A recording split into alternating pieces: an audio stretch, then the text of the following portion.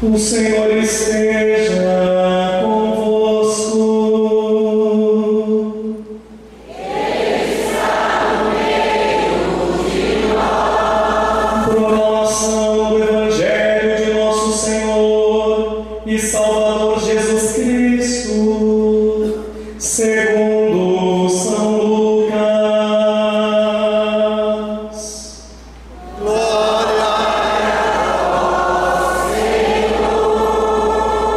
Naquele tempo, os publicanos e pecadores aproximavam-se de Jesus para o escutar. Os fariseus, porém, e os mestres da lei, criticavam Jesus. Este homem acolhe os pecadores e faz refeição com eles. Então Jesus contou-lhes esta parábola. Um homem tinha 2 filhos. O filho mais novo disse ao pai: Pai, dá-me a parte da herança que me cabe. E o pai dividiu os bens entre eles. Poucos dias depois, o filho mais novo juntou o que era seu e partiu para um lugar distante. E ali esbanjou tudo numa vida desenfreada. Quando tinha gasto tudo que possuía, houve uma grande fome naquela região e ele começou a passar necessidade. Então foi pedir trabalho ao homem do lugar, que o mandou para seu campo cuidar dos porcos. O rapaz queria matar a fome com a comida que os porcos comiam, mas nem isto lhe dava. Então caiu em si e disse: Quantos empregados do meu pai têm pão com fartura, eu aqui, morrendo de fome? Vou-me embora, vou voltar para meu pai e dizer-lhe: Pai, pequei contra Deus e contra ti. Já não mereço ser chamado teu filho, trata-me como a um dos teus empregados. Então ele partiu e voltou para seu pai. Quando ainda estava longe, seu pai o avistou e sentiu compaixão. Correu-lhe ao encontro, abraçou-o e cobriu-o de beijos. O filho então lhe disse: Pai, pequei contra Deus e contra ti, eu já não mereço ser chamado teu filho. Mas o pai disse aos empregados: Trazei depressa a melhor túnica para vestir meu filho, e ponte um anel no seu dedo, e sandálias nos pés. Trazei um novilho gordo e matai-o. Vamos fazer um banquete, porque esse meu filho estava morto e tornou a viver, estava perdido e foi encontrado. E começaram a festa. O filho mais velho estava no campo. Ao voltar, já perto de casa, ouviu música e barulho de dança. Então chamou um dos criados e perguntou o que estava acontecendo. O criado respondeu: É teu irmão que voltou? Teu pai matou um novilho gordo porque o recuperou com saúde. Mas ele ficou com raiva e não queria entrar. O pai, saindo, insistia com ele. Ele, porém, respondeu ao pai: Eu trabalho para ti há tantos anos, jamais desobedeci a qualquer ordem tua, e tu nunca me deste um cabrito para eu festejar com os meus amigos. Quando chegou esse teu filho, que esbanjou teus bens com prostitutas, mataste para ele um novilho cevado. Então o pai lhe disse: Filho, tu estás sempre comigo, e tudo que é meu é teu. Mas era preciso festejarmos, alegrarmos, porque seu irmão estava morto, tornou a viver, estava perdido e foi encontrado. Palavra da salvação. Glória ao Senhor. Que as palavras do Santo Evangelho perdoem os nossos pecados e sarem as feridas de nossas almas. Amém. Amém. Queridos filhos e filhas da igreja, estamos hoje diante de uma página áurea do Evangelho. Sim, uma página de ouro do Evangelho. O filho que não merecia nada, mas que recebeu tudo e mais um pouco. Aqui eu já quero dizer no início dessa pregação: Deus não só te dá tudo, Deus te dá tudo e mais um pouco, porque Ele não sabe e não quer ser diferente. Deus é assim. Mas nós podemos, sem dúvida, tirar algumas lições, comportamentos, ensinamentos importantes para o nosso crescimento, observando esse pai, esse filho mais novo e o filho mais velho. Eu começo com uma pergunta básica, a resposta é simples, mas se você me ajuda a responder, vai entender a pregação de hoje. Então, pergunta: quando é que a gente recebe uma herança? Quando a pessoa morre, né? Tem uma tia velhinha lá, fez 98, tem um apartamento. Tem gente que briga até com herança, né? E irmãos que não falam com o irmão da herança. Mas geralmente a gente recebe uma herança após a morte da pessoa. Agora, o homem da parábola, o pai da parábola, tinha morrido, senhor? Não. Quando o filho pediu a parte da herança dele, ele matou o pai. Matou o pai, não de morte matada, mas de morte morrida. De morte morrida. Que é quando a ingratidão é tamanha, né? Que no dia que você é tão ingrato com uma pessoa que fez tudo para você, você faz com aquele cachorro raivoso, que está dando comida para o cachorro, ele te morde a mão ainda. Você naquele dia mata a pessoa. Antes de morrer com o cachorro que morrer em vida, com a ingratidão de uma pessoa. Quem já levou e recebeu ingratidão sabe como é isso. Dói lá na alma. Ele matou o pai, sem revólver, sem faca, mas matou o pai de tristeza naquele dia e naquele momento. Agora é interessante que esse pai é Deus. Deus é um pai que respeita as nossas decisões.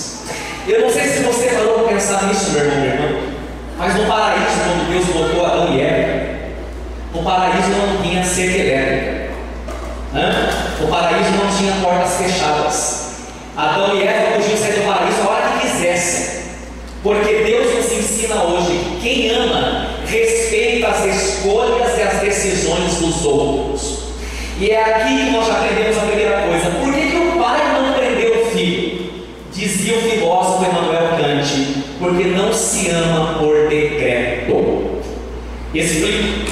Às vezes a gente vê muita gente obrigando a outra pessoa a amar. É uma loucura.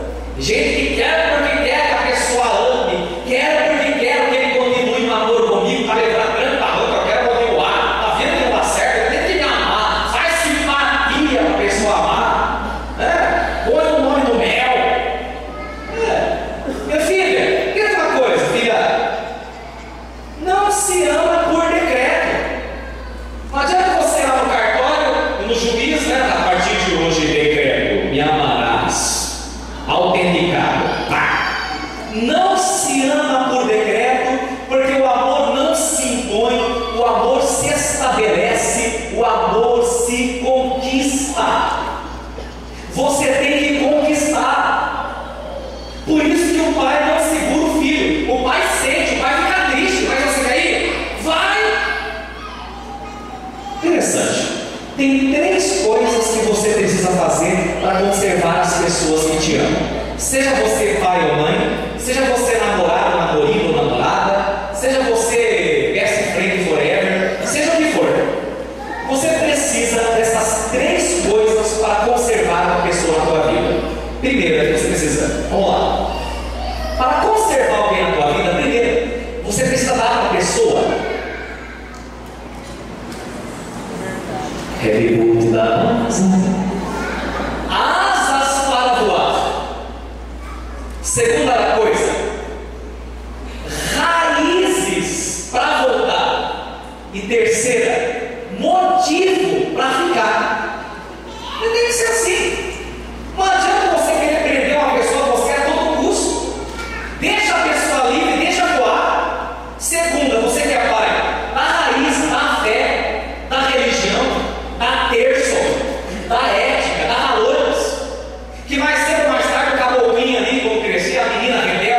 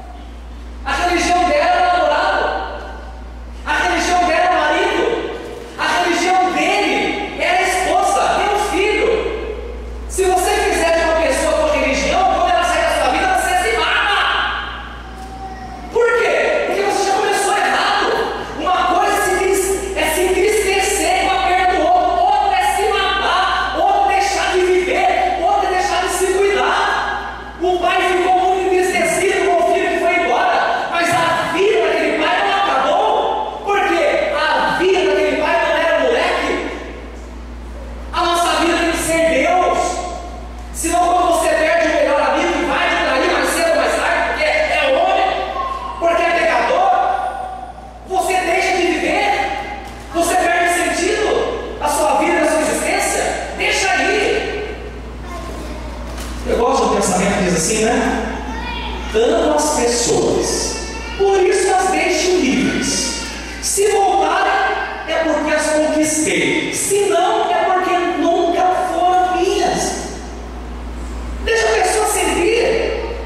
Deixa a pessoa ver o quanto você é importante para ela. E se ela não voltar, é porque nunca foi. É porque era um ator. É porque era uma atriz. É porque ela se tem vergonha. É porque você não passa tempo. Mas é preciso aprender com o Pai das Misericórdias a termos relações de liberdade. Às vezes eu vejo a mulher por aí casada, né? O marido, depois dos 40 anos, fica um adolescente tardio. Está cheio de adolescente tardio, 40 anos. Está cheio por aí. 50 anos, então. Não vivi, agora vou viver. Quero uma nova experiência. Está cheio. Me desculpe a sinceridade, mas um homem que já teve filho e filha, que pensa em largar a casa e o casamento, é egoísta. Ele está cometendo o pecado da idolatria, porque a partir do momento que você teve um filho ou uma filha, você não tem mais direito de pensar em você. Agora você tem que viver para aquela garota, agora você tem que viver para aquele menino que é seu filho. Larga a mão de pensar em você, porque enquanto você pensar em você, você vai comer comida de porco, igual o jovem na parábola de hoje. Estou vendo um monte de gente egoísta por aí, deixando o filho adolescente em casa. Eu preciso de um tempo, preciso de uma experiência. Você precisa amar seu filho, e você ama seu filho quando você fica com a sua mulher. Que mundo que nós estamos, minha gente? E fora aqueles que eu estou chocado de ouvir nesses últimos 20 dias, aquele mulher também, mas estou ouvindo mais homem, desculpe pegar no seu pé, mas é pro seu bem. O cara começa a falar: não, eu vou parar o casamento agora, porque eu estou precisando juntar um dinheiro aí, vender umas propriedades, eu vou viajar para os Estados Unidos para receber uma promoção, e a esposa que se lasque, e o filho que se lasque, e o adolescente que se lasque. Será que o dinheiro e a tua promoção vale a tua família? Será que um salário maior vale aquele adolescente que vai ficar machucado pro resto da vida, porque você foi embora no momento que ele mais precisava de você? Eu não falei isso nas outras missas, mas cada missa Deus manda mudar a pregação, eu tenho que obedecer. Hoje é a terceira, segunda, acho. Veja, tem muito filho e filha, a partir dos 13 anos de idade, virando homossexual, seja menino ou menino, sabe por quê? Porque faltou o pai na casa. Porque a hora que o menino mais precisou não tinha pai, porque estava pensando: vou buscar a minha felicidade, a minha independência, a minha liberdade. Meu irmão, minha irmã, você não tem mais o direito de pensar em você quando nasceu um filho e uma filha. Agora você tem que viver para ele, agora você tem que viver para ela, e é só assim que você vai ser feliz. Não deixe o demônio te iludir, rapaz. Não deixe o demônio te enganar.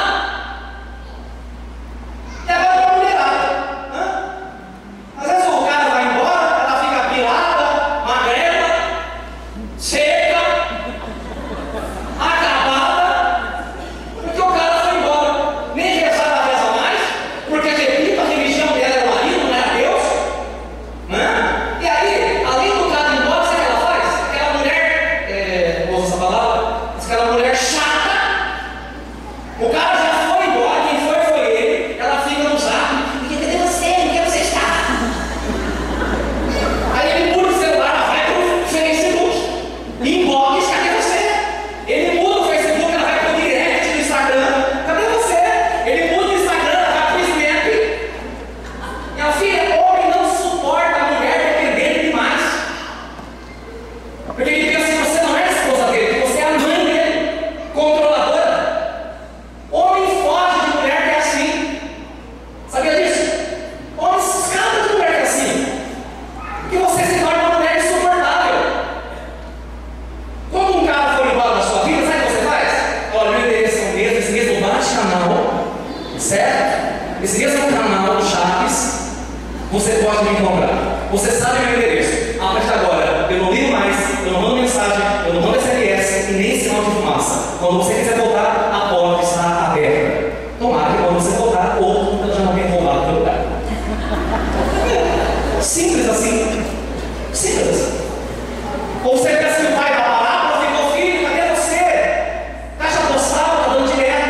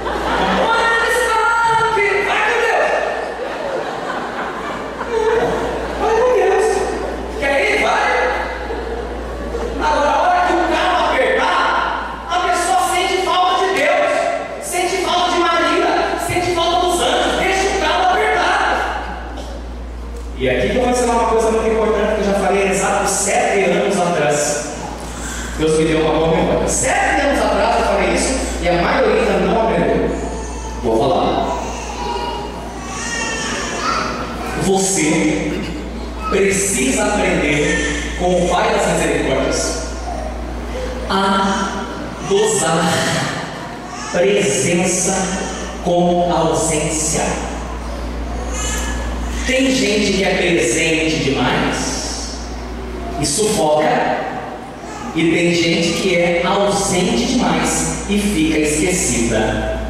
Presta atenção nessa frase que eu não falei também em nenhuma missa no final de semana, mas vamos falar aqui.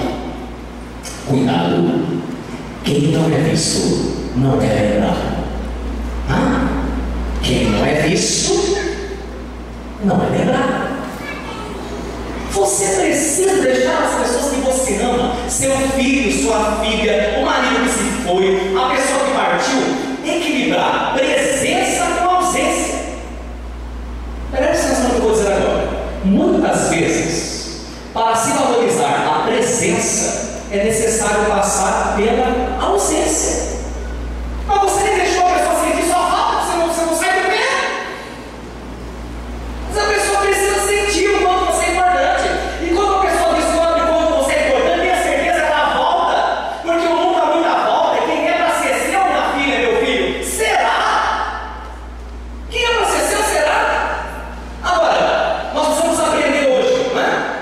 Dosar presença com ausência e não ser gente que gruda igual chiclete, insuportável. Você precisa. Deixa. Se for importante, se for verdadeiro, volta. Mais cedo ou mais tarde. Agora, se não for, foi livramento. Glória a Deus. Glória a Deus. Agora veja.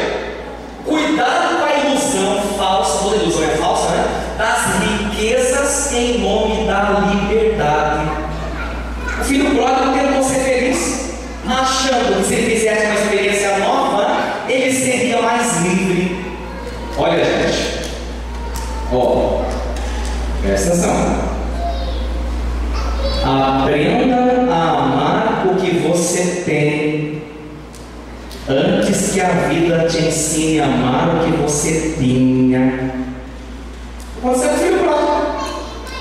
O que eu encontro de gente por aí falando assim: padre, eu tinha um emprego, rapaz, absurdo, era bom, não tem valor. Padre, eu tinha um casamento. Padre, eu tinha uma saúde. E o pior de todos, padre, eu tinha uma vida. Tem muita gente falando que tinha, porque quando tinha, não deu valor. E amigos e família são com saúde perfeita. A gente só dá valor quando a gente perde. Foi o que aconteceu com o filho pródigo. Eu tinha uma casa, eu tinha uma caminha, eu tinha um pai que me amava, eu tinha um irmão, mas eu não valorizei. Aqui eu me lembro de uma coisa que eu era molecão, eu tinha 18 para 19 anos de idade. Eu ajudava na Santa Rita, aqui na Sorocaba. Me lembro de uma mulher, gente, uma mulher batalhadora, como diz minha mãe, trabalhadeira, vivia para trabalhar, vivia para os filhos e para o marido, mal agradecido. E ela já tinha uma certa idade, ficou muito descuidada, ela acabou se descuidando. Mulher depois em casa, às vezes relaxa. Toma cuidado, não pode relaxar não, tem que se cuidar. Às vezes eu dou uma olhada em vocês assim: olha, o cabelo mais bonito. Cuida por fora. Quem se cuida por fora é porque está se amando por dentro. Você pensa que não repara que você mudou seu copo? Autoestima, importante, viu? Eu gosto da mulherada que se cuida. Isso mesmo, se cuidar. Mas a coitadinha, ela acabou se descuidando, porque ela viveu para trabalhar, para ajudar o marido em casa, lavando roupa para fora. Um dia o marido se engraçou com uma novinha, cuidado com as novinhas, né? E ficou com a novinha. Essa mulher, mas recebeu tanta ingratidão, ela foi tão humilhada. E aí, não vou falar, vamos lá. O homem, quando começa a faltar um domingo da igreja, esse domingo ele vai e depois ele não vem. Aí vem só a mulher, sabe? Pode cheirar. Tem coisa aí. Que a pessoa, quando começa a fugir da pregação, procurar, quem sabe, uma pregação mais light, ela está começando a se perder. Porque quem está na terra não suporta a luz. começou a não vir muito, mulher também começou também, mas você tem, cansada. Mas cuidado. E o marido começou a acompanhar mais ela na igreja. Antes dessa coisa. Quando viu, estava com a novinha. E o pior, ele passava com a novinha na frente dela. Desculpa, eu estou com energia hoje. Amém. Ele passava, sai fora. Ele passava com ela, fazia birra, pirraça. Gente, pense numa pessoa que sofreu. 5 anos depois, ele lá com a mulher, que estava pegando todo o dinheiro dele da aposentadoria. 5 anos depois, esse homem teve um câncer na garganta. Isso é um fato. Mas ficou num estado realmente deplorável, né? E chegou o momento que começou a doer, a garganta doía, e ele tinha vontade, depois ele relata, ele tinha vontade de pegar o cabo de vassoura e pôr na garganta, de desespero. O que aconteceu com a novinha? Deu no pé, que o mundo é dos espertos, né? E o céu é dos honestos, né? Se o mundo é dos espertos, o céu é dos honestos. Fechou, a novinha abandonou, esse homem foi cheirando mal em vida. Ninguém cuidou dele. Quem que recebeu o homem para cuidar? A esposa, a tonta. Porque para o mundo é tonta, mas não é tonta, é sábia. Para o mundo é tonta, todas as amigas tonta. Não. Para o mundo é tonta, para Deus é sábia. Porque ela estava plantando ali a vida eterna dela. Ela levou aquele homem para casa, ela fez higiene dele, cheirava mal, cheirava forte, ela fez higiene dele. Ela transformou o quarto da casa dela numa CUTI. O câncer comeu as pregas vocais do homem, ele não falava mais. Nos últimos dias esse homem só chorava, que era a forma que ele tinha de mostrar o remorso e o arrependimento dele. E morreu pedindo perdão com lágrimas para a sua mulher.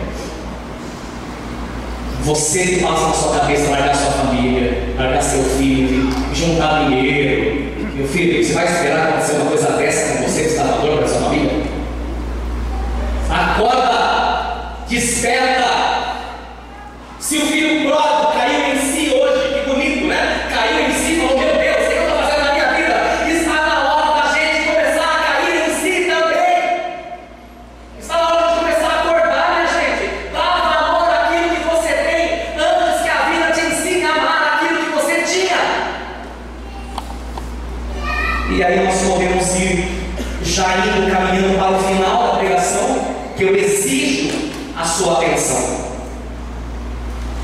Esse filho ensaiou um discurso para voltar.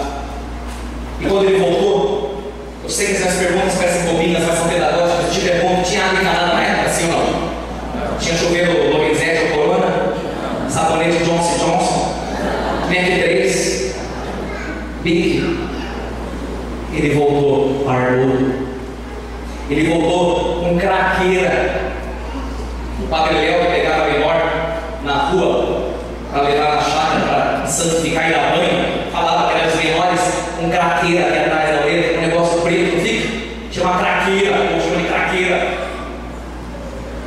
Ele chegou fedendo mijo. Vou falar urina que é muito chique, é mijo mesmo. Ele chegou com as juntas, com as sobras todas mal cheirosas. Ele chegou em estado deplorável, porque aquele filho pródigo éramos você e eu. Porque Santo Agostinho dizia: se a gente pudesse sentir o cheiro de uma alma que está em pecado, é pior que um corpo humano em putrefação jogado no rio. Mas olha que coisa curiosa, o pai vê de longe: é meu filho. Como que o pai reconheceu se aquele filho estava desfigurado? Porque Deus reconhece você, ainda que você esteja na lama, ainda que você esteja na miséria. Deus reconhece a imagem dele, a paternidade dele em você, no pior pecado que você possa ter cometido. E se esse pai viu o filho de longe, é sinal que o pai esperava todo dia e sabia que o filho ia voltar. Não foi atrás, ele respeitou a decisão, mas sabia que quem ama um dia volta. Agora veja, quando o filho chegou perto, o pai falou assim: filho, já tu ganha, daqui a pouco você me abraça. Não. O pai deu um beijinho assim, técnico. Bíblia faz questão de dizer que o pai cobriu o filho de beijo. O que é cobrir? Da ponta do pé até o fio de cabelo na testa. Cobriu de beijo aquela carniça, aquele mau cheiro. Porque não importa o seu cheiro ruim, você é meu filho. Aqui eu me lembro de uma coisa, sabe? Quando eu era criança, minha memória não era tão boa assim, lembrar coisas da infância. Mas tem uma coisa que me marcou muito. Me lembro quando minha mãe dava arroz, amacetadinho com cenourinha. Ela pegava, costume de novo engraçado, né? Ela pegava, estava pelando de quê? Ela pegava, molhava na boca dela assim e dava na minha. Que coisa bonita. Mãe não tem nojo de filho. Um filho pode ter nojo também, mas mãe não tem nojo de filho. Deus não tem nojo de mim. Quantas vezes eu venho aqui receber a hóstia consagrada e eu estou fedendo pecado, podridão, ele me beija, me cobre de Deus, me abraça e não me rejeita. Isso me faz lembrar um fato. Você sabe que na Coca-Cola existem muitas palestras interessantes. E chamaram o manager lá para poder dar palestra sobre relacionamento interpessoal com os líderes da Coca-Cola mundiais, os top, né? Os best da coisa. E ele chegou lá, se apresentou e antes da palestra falou assim: atenção, eu tinha uma nota de $100, eu fiz aqui mais de R$100, agora eu mesmo estou fazendo meu dinheiro. Trabalhar da noite do trabalho. Eu falei isso ontem no juízo na igreja, foi brincadeira. Mas eu imprimi essa minha casa. Ele chegou lá e falou assim: meu nome é fulano de tal, agradeço por estar aqui, mas antes de começar a minha palestra, eu quero anunciar a vocês que eu quero dar para vocês essa nota de R$100. Ele perguntou: quem quer? Não é eu! Ele deu só um minuto, fez assim. Alguém lá quer? A turma é eu! Olá, dois. Deu só um minuto, só mais uma coisa.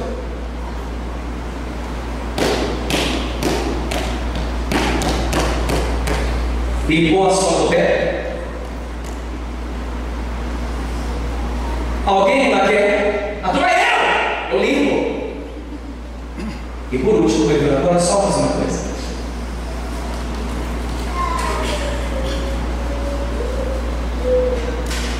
Alguém lá quer? Eu! Ainda dá para avançar. E ele falou assim: que coisa curiosa.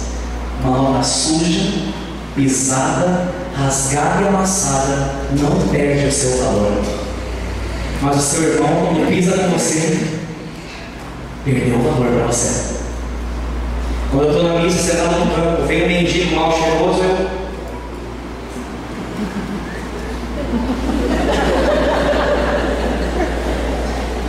que pena que nós não somos como nosso Pai.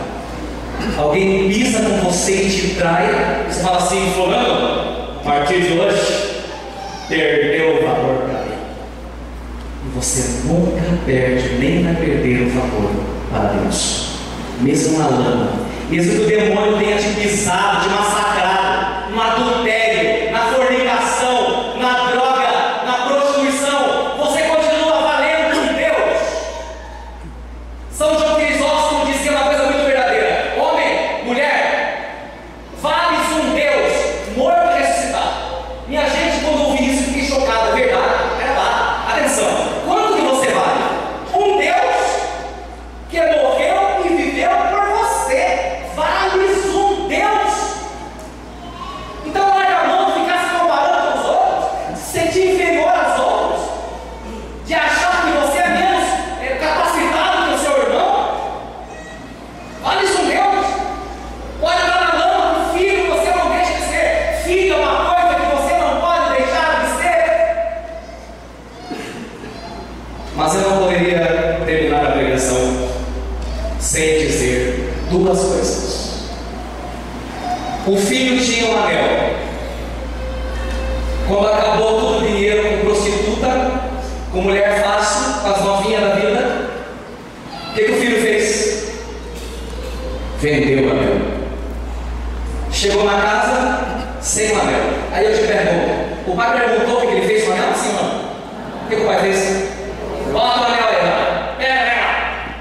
Para quem não sabe, naquela época, as famílias nobres que tinham propriedades, servos, escravos, fazendas, elas tinham um anel, e no anel tinha um brasão de pertença à família.